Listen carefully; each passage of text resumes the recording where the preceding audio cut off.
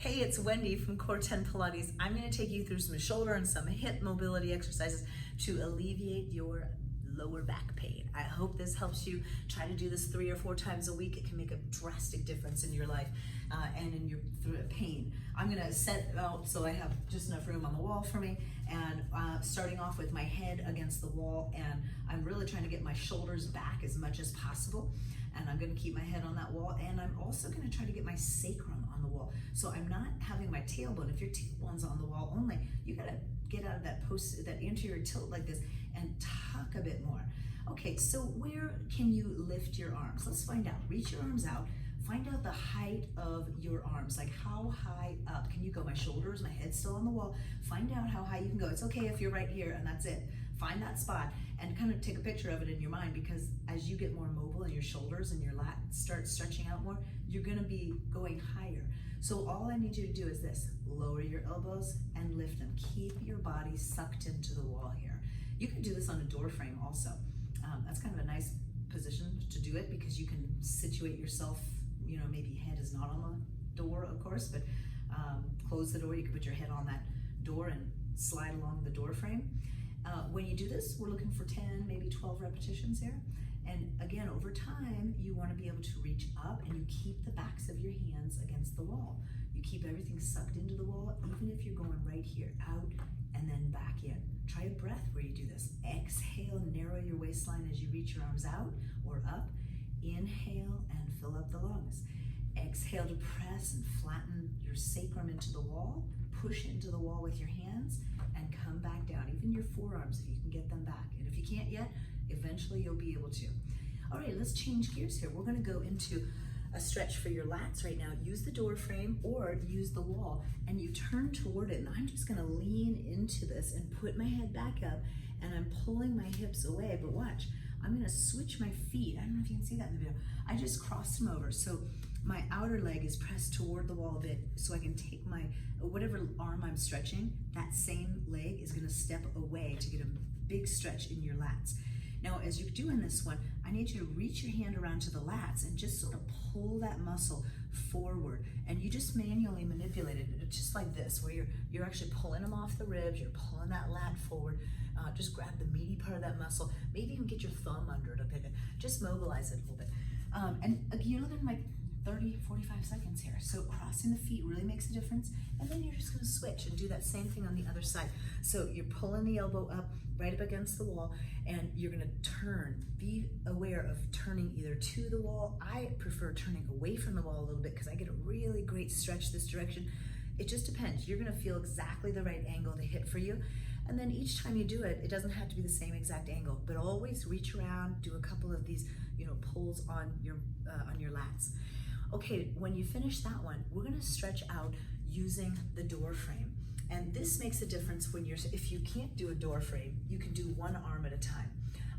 But if you step into the door frame and you're holding your hands up on the sides, you step as high, you bring your hands a little bit high, and you're looking for a chest stretch. If you're on one arm on the wall, you would basically just work one arm at a time, stretching your pecs. Now the pec major is what we want to stretch first. So if you're standing in the doorway, it's easiest and fastest because you can do 2 arms at once. But the key is this: lower your hands down, generally about the face height, works really well. Sometimes lifting them higher is better for some people. And sometimes when people lift their arms up, they just get, you know, they feel it up in the top here. If that's happening, you need to lower your hands down, step through the doorway with your hands, you know, maybe your shoulder height, because we want to feel the stretch from here across. But the next stretch, keep holding that if you're in the stretch. We're stretching the pec major there. And the next stretch is going to be for the pec minor, and that is not this direction, it's underneath that pec major, and it goes down. You're gonna feel this. 1 arm or 2 arms. I would just step 1 arm, even if you're in a doorway right now. Slide the arm up along the doorway or on the wall, and now, once I'm pretty high here, my elbow's gonna be up, I'm just gonna sink down and turn away from this.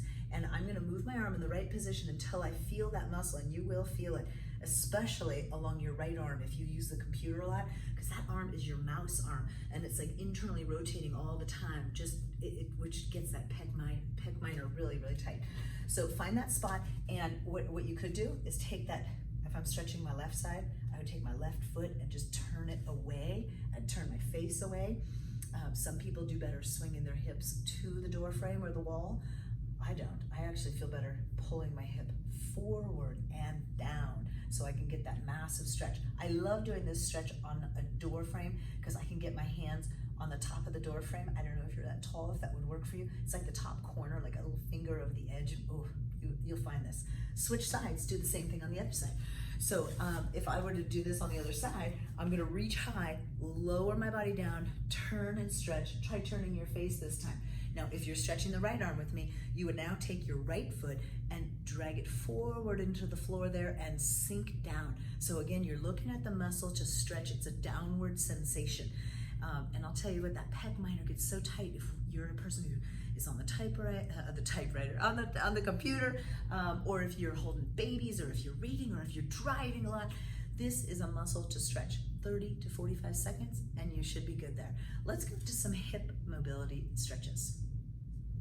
Hey, let's do some hip mobility exercises from the floor. When you sit down, I just want you to set it up like this, where you've got, I turn my knee in, and it's basically my foot is cradling my knee. And then when I switch to the other side, my foot is still cradling my knee. That is the distance when you come up for your feet to be.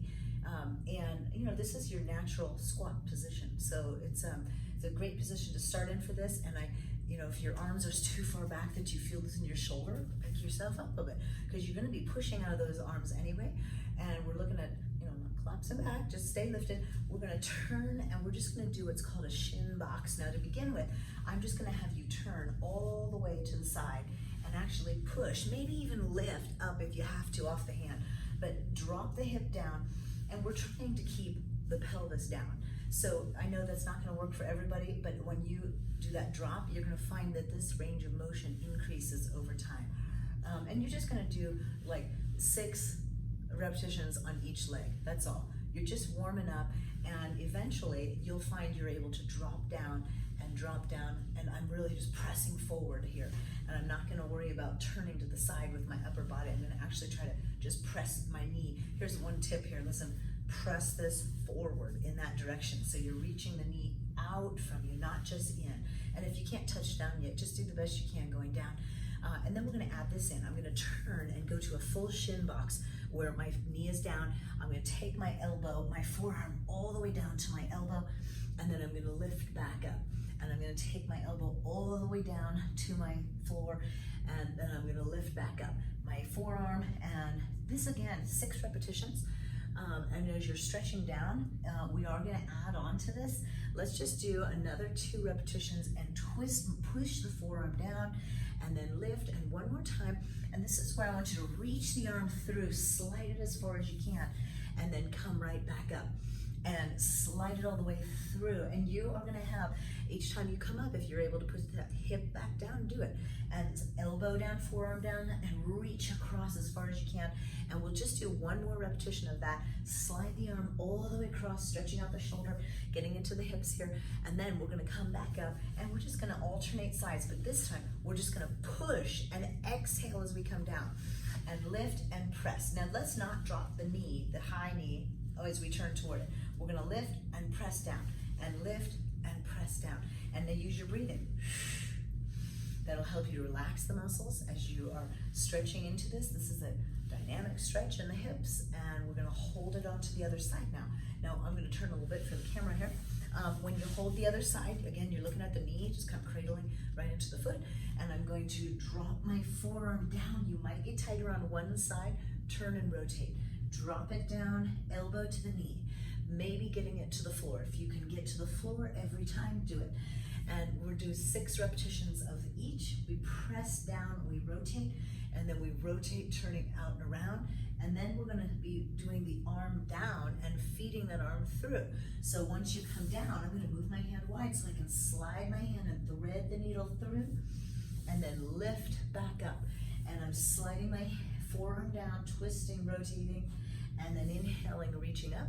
And then we do that again, slide it through, elbow is down, you reach it as far as you can. Notice any differences. And if you feel a spot, you just wanna hold the stretch, you go right ahead. So you're gonna get 6 repetitions here, coming all the way down, rotating, and then come right back up. And now let's go ahead and make this switch right now into a really good exercise. that is gonna be for stretching the side, the QLs. So I'm gonna start with my foot forward, and I'm gonna lift my body up, and I'm sliding my legs sideways. So my bottom leg is all the way down on the floor, the side of my ankle, my pinky toe, and then I'm gonna drop that hip down, and I'm gonna turn toward my knee that's bent in front of me. Now this stretch, some people can go all the way down and stretch. You gotta stay lifted though here. So if you're not there yet, just use your hands to help you. And you know, if you had to, you could, I suppose, put a block under your hand or something under your hand to give you a little more height. It's such a great stretch. Turn and look at your foot and just stretch the hip down as low as can be. Don't do a whole bunch of up and down motion. This is just gonna be a stretch for getting into your QLs, especially if you can turn a lot to your knee. So when you're stretching the QLs, those are back here on the lower back, just the lateral lower back. And if you're only feeling it in the side, you really gotta rotate more. So as we do this one, let's switch sides, 30 to 45 seconds on each side. So I'm gonna start, lift it up, and as I sink down, I'm lifting through my head. I am gonna rotate. If you don't rotate, you only go sideways, it's a nice stretch on the side, which is not a problem, but I really want you to turn, and drop back. So you're kind of sitting back into your tush on the side. Lift with the shoulder, kind of lift yourself up a bit and rotate. So you will feel that switch, so it's in the lower back eventually. And if you have to, kind of roll in, roll out until you find how far back can you drop. When you're done with that stretch, let's stretch out in your hamstrings. And when you stretch the hamstrings, let's just start with the leg turned in like this. And we're gonna begin. If you're not able to sit up straight and do this stretch yet, don't worry about it. Find your leg as straight as can be, and then here's what I need you to do. Tighten your hamstring, bend your knee, even if your leg is straight initially. I want you to bend this knee and have a small squeeze in the hamstring and press the floor down, almost like you're pulling it towards you. 5-6 seconds is all you need. Now slide that leg out and hold here. Now you could do it like this, where I'm pushing from my hands, just don't tuck to round. So I'm gonna do this with my leg, like it's a little bit less flexible, okay? So find your flexibility again. You gotta do 3 sets of 5-6 second holds, hold, deep breath in. As you exhale slowly, stretch the leg out a little more. Now hold that stretch. Now if you're stretching the leg straight and just holding, you might be like, okay, I'm gonna pull on my foot and pull on the back of my knee, but keep your legs still and keep your back very long. Bend it again, squeeze for 5 to 6 seconds, hold that muscle, feel your hamstring engage, like you're pulling that heel towards you on the floor, like you're gonna drag that carpet towards you or something. Now slide it out, stretch it very long, and check your foot. Are you sickling? Don't have the toe going like this. That's sickling. We want the foot like it's on a wall. And then come back up, and then you'd switch legs. And we would start over here. Same idea. Where are you gonna start? Some kind of a bend right now. Kind of measure out what is your flexibility here. Then bend the knee, press down on the floor, pull that floor to you, 5-6 seconds, and then deep breath in. As you exhale, you elongate that muscle. No sickling on the toes if you can help it. And you hold that for about 20 seconds in the first few sets. Then you'd come back in, you'd squeeze it again, and then you'd elongate and stretch. Hold that for a good 20 seconds, kind of turning toward your foot rather than turning in. Turn right to it, hands on the floor here, wherever it is you need to be. Maybe one hand forward, play around with it. There's 20 seconds, bend your knee again, tighten that muscle. This is the third and final set. And then when you 5-6 seconds, and then you ease into it with an exhale and lean forward and stretch. So stretching those independently right now, probably a good idea. If you had to, I suppose you could do that 2 legs at a time just to save time if you ever need to do that. All right, try to do those exercises 3-4 times a week if you can. If you get 5 times a week, dang, you're gonna see faster results for sure. Thanks for